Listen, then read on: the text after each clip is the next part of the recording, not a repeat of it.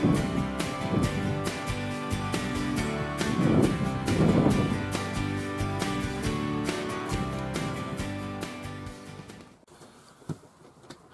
good morning and welcome back to another week on my allotment. Quite a while since I've made a video, so there's plenty to tell you about. First thing to report is what a blimmin' miserable morning it is. I hope you remember to put your clocks back. So I'm not quite sure. I'm not quite sure what time it is, but I know the sun has come up without any fanfare whatsoever. Not even a glimpse of it.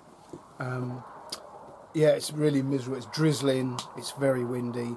It's going to be a pretty miserable day weather-wise. I'm not sure how much I'll get done. But since I saw you last, quite a bit has happened. If you'll excuse me reading my notes, what have I been up to? Well, I've made another load of comfrey feed. I don't know why there's all this fuss about when you make comfrey feed, how much it stinks. I don't know why people add water.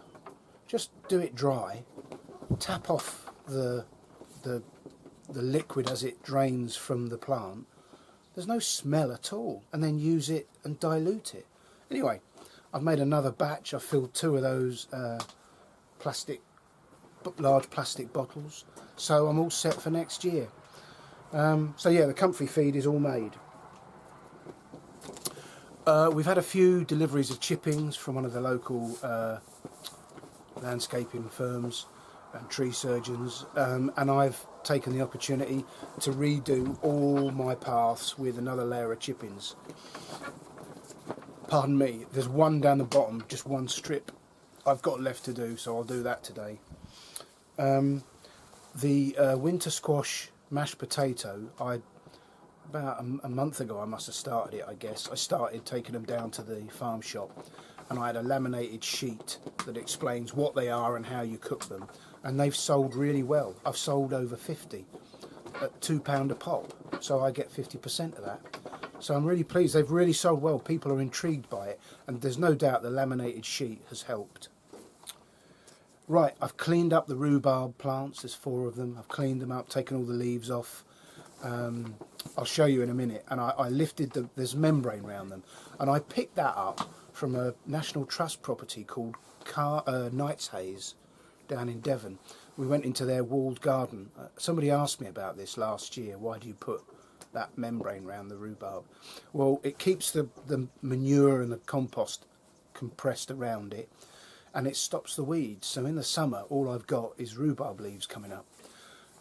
So I've lifted that membrane. I've put new fresh compost around the base of the plants, keeping it off the crown, and then I've redressed that membrane, and I'll show you that in a second. Right, compost.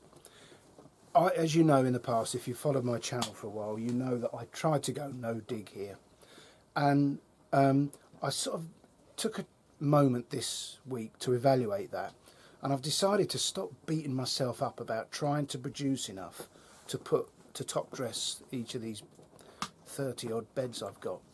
So what I've done is I've dug out the 2 compost bays that were full, and I'd run out of bays. They've all got something in them. So what I've done is, you can imagine at the top of the bay the stuff isn't decomposed very much at all. That stuff I've dug into some of my beds, so it's down about a foot, so I have to lift all the soil off, put this uncomposed compost in, and then put the soil back on top, and then do the other half, and so on. It's a lot of work, it's physically difficult, but it does produce wonderful soil. So you know, this thing about no dig, it's an aspiration, it's just not a reality on my plot. Once I get to the bottom of the compost bay, then I start to see good quality compost, and that stuff I have top dressed a couple of the beds with, and again I'll show you that in a second. So I've got another bed to do, at least one more bed to do today. It's really hard work, lots of sweat and backache, but ultimately it's worth it. So that's where I'm at with it, and why I'm beating myself up about it, because I can't achieve no dig. simply because I can't produce the amount of compost necessary, and I'm certainly not buying it. I don't know, so you can only deal with what you've got, and that's what I've decided to do. I have emptied one of the bays, was full of manure. That's gone into one of the beds, and I've now started creating a leaf mould bay.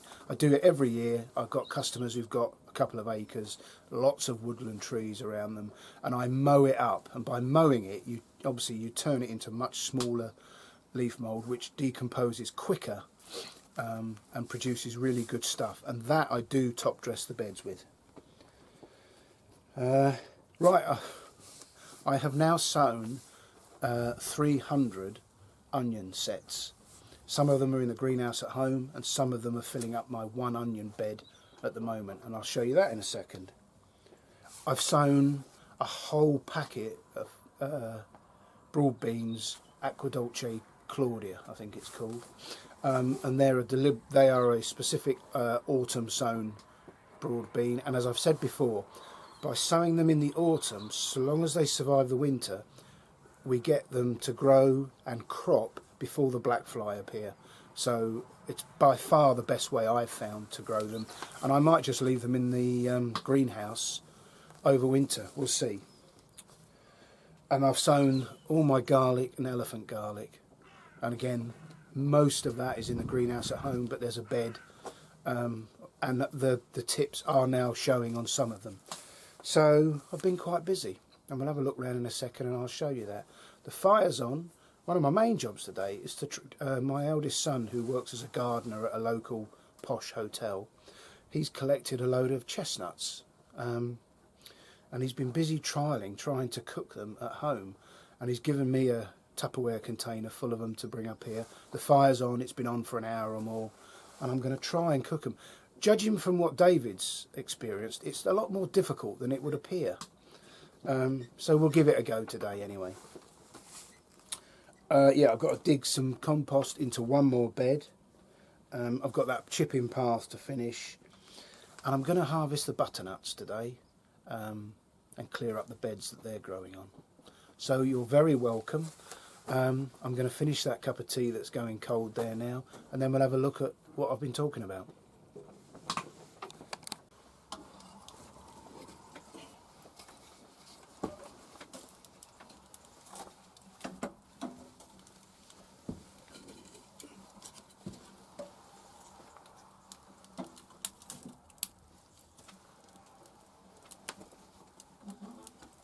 Well, standing here is an ideal spot to explain a couple of the things I've done in the past week or two. So this bed here is one that has been dug out, the undecomposed compost put into the ground and then covered back over and raked over. So that isn't a no-dig bed. I don't care about that. I'm not going to worry about it. It will be very fertile. I mean, you can see by the look of it, it's dark, rich, good quality soil. Here is my bed with nearly all of the 300 onion sets in. They're looking quite good at the moment. This bed here I put straight in, and then the ones that are more advanced, there you can see they were grown in the greenhouse or started in the greenhouse and brought up here. And I've got this one little stretch here that I've got to put the sets in when they start to grow up in the greenhouse at home. But that's 300 onion sets in one bed, and the hope is, as I've explained before, I get more reasonably sized onions and keep the long-haired Sergeant Major happy. And then here, this is the bed with the good quality decomposed compost that has just had a really thick mulch directly onto the top of the soil. So that is a no-dig bed. So here's the metal canister that I make my comfrey feed in, and here's what I've managed to make. I've got some more in the shed up the top, but that's stuff I've made in the last week or two. By keep pushing comfrey leaves chopped up into that, there's a brick on top of it and it pushes it down, and under that there is a jug where I collect it as it drips out. There's a couple of holes drilled in the bottom of that to allow the fluid out, and I keep it. So I'm really chuffed with that. And here's what I've done with the rhubarb. I'm very pleased. I do have a bit of an OCD when it comes to the allotment, and I like everything to look neat and tidy. So that really pleases my eye. And the drainage ditch, which feeds in here, and I've dug all that out nice and neat, ready for the onslaught of the winter rains, and it feeds off around and away and off my plot. There's some butternuts I've got to harvest today. There's another a rogue rhubarb plant that shouldn't be there, so that bed needs sorting today. This section here, which had potatoes in it this year, I've put some very well rotted cow manure, organic cow manure in that, and I've dug it into it. It's quite heavy, so I doubt it would have broken down quite as readily, so I've dug it in, and I've got more to do with this bed. Over there is the kale and more gourds, and then there's my single crop of leeks. We've had a few of them. Not the best crop this year, and again not pleasing to my eye to see all those weeds, but as I crop them I'll clear the weeds and tidy it up. And the tub area is pretty much done. I am still on the lookout for some pallets to try and get these up. Not quite. How does anyone know how high do you have to put the soil to keep the carrot fly out? Is it about 2 feet, I think? So a couple of pallets under each of those would do it. So they will all have parsnips and carrots in next year, and these tubs have got Sarpomera main crop potatoes in, all except that one which I've harvested. And I can't get them to grow very big in these tubs, but you know, that's fine. They just don't make jacket potatoes, that's all.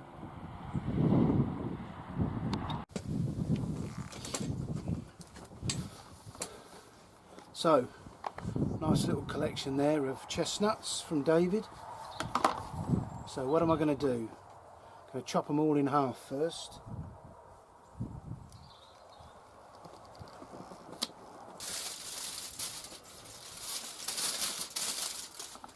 Then place them in some silver foil.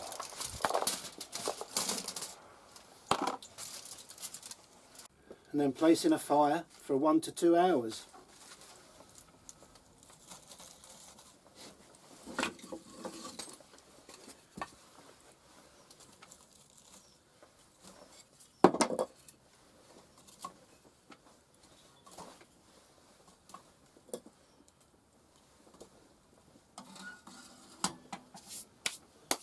And hope for the best.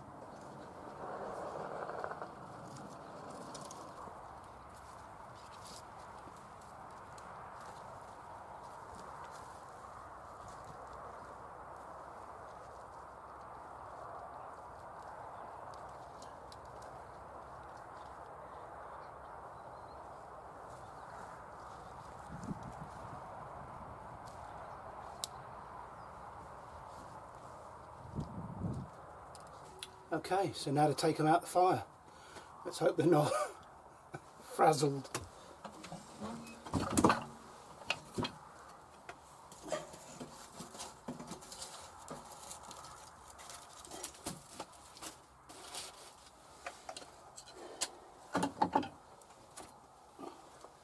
Oh dear, we have a few holes in the silver foil.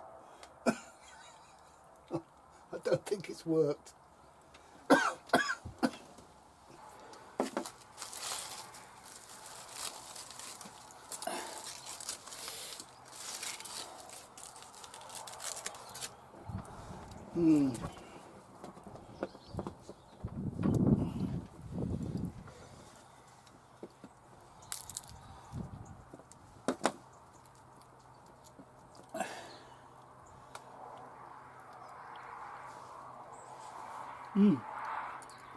Well, that tastes nice.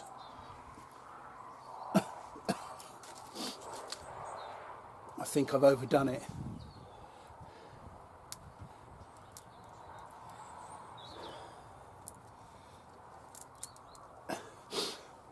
My son assured me that if I use a pair of pliers on the outside casing, they would pop out in one whole piece. Nice in theory, David.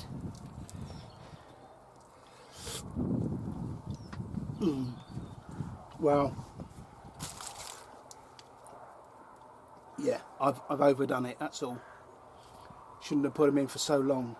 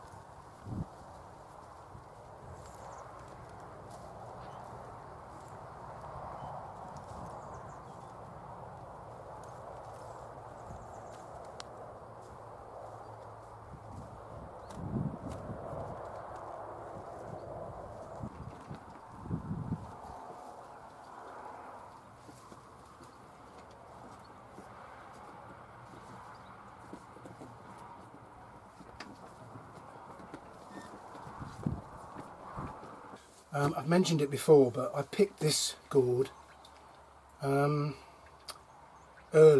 than I should, to take a photograph of it, and it's rotting off. Well, actually that's still quite firm, but it's clearly working its way down. And what I want to do is cut it open and try and save the seed before the seed goes rotten. I mean, I'm not short of gourds, you know, I've got probably 20, 30, maybe more gourds, so I'll have no shortage of seed, but I thought rather than waste this one, oh crikey, blimey, wow, I mean this blade isn't the sharpest, but it didn't get anywhere near that. Maybe I'll have to saw it. Anyway, I'll see if I can get this open and I'll come back to you. Well, a handsaw was the way forward. So you can see why these were so valued by the indigenous tribes of America when they, you know, could carry water, use them for all sorts of different things. Whether that survives or whether it just rots off, I've no idea, but we'll see. And I've kept a good handful of seeds. I'm going to put them on a paper towel in the other shed, dry them out, and hopefully grow my own gourds from my own seed next spring. I've had a bit of inspiration from this old kitchen garden magazine. That is clearly a potting bench made out of old pallets, and I think I'm going to do that there. Just one slight problem. Where do I put all that firewood? Still, I'm sure I can come up with a solution. project for the winter.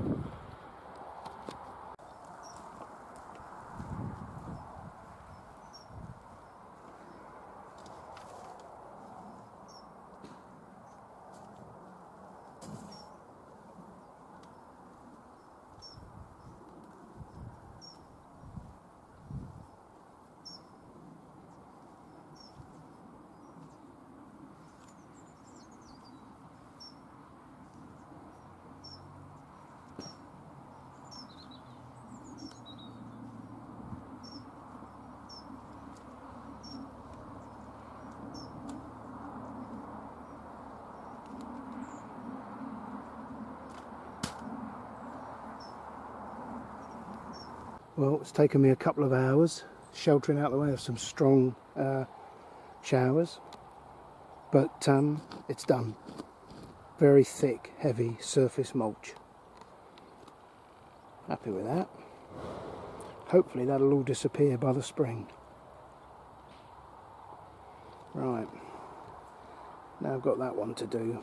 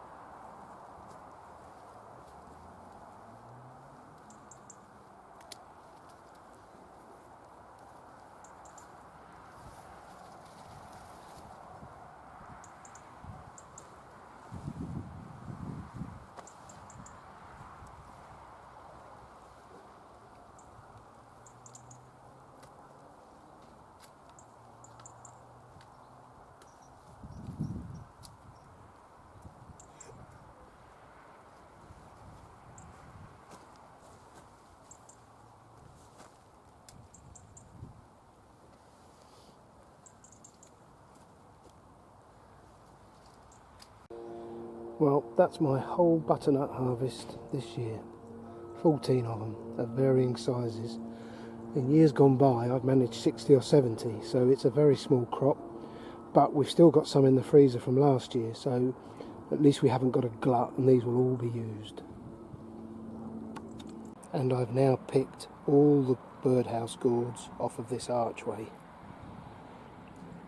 and they all look okay. There's a couple that have got a little bit of rot around the top of the neck where the stalk meets, so I'll probably lose them, but we shall see. This is, you know, the first time I've ever grown these squashes, so it's all experience for next time. So these are all going home with me to be stored in the garage somewhere. Well, none of these vegetables are going to win any beauty prizes, but they're all wholesome, organic, and grown by my own fair hands. So very happy. That's going home for tea. Well, the weather's played tricks with me all day. I've been in and out of the shelter as the rain's washed through. The beauty of it is, with a nice stiff breeze, the rain does pass quickly. Anyway, I got everything that I wanted to do done on the plot. There's been nobody else up here, not a single person. But I suppose the weather might put people off. Anyway, it's a significant moment on my plot that I've harvested the gourds, the birdhouse gourds. I don't know if I've done the right thing. I'm flying by the seat of my pants with regard those, and time will tell if they all rot over the winter as I'm trying to dry them. We shall see. You know, I'll know I've got it wrong, but I've thoroughly enjoyed growing them throughout the summer, and with the heat that we had this summer, I think that's given me a head start. So they're all going home with me now. I'll be back in a fortnight, and I would just make one little announcement, and that is that I've decided my next birthday is my 60th, which is quite a significant moment in anybody's life.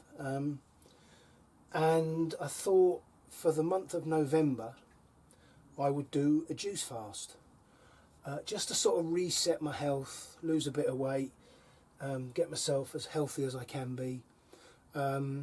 So the next time I see you, I will be halfway through it. The first week is always the toughest.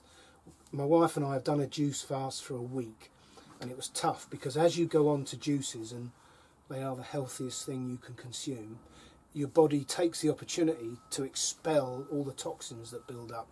So you can feel quite ill in week one. So we shall see how I get on. Anyway, that's my plan. We'll see how I do.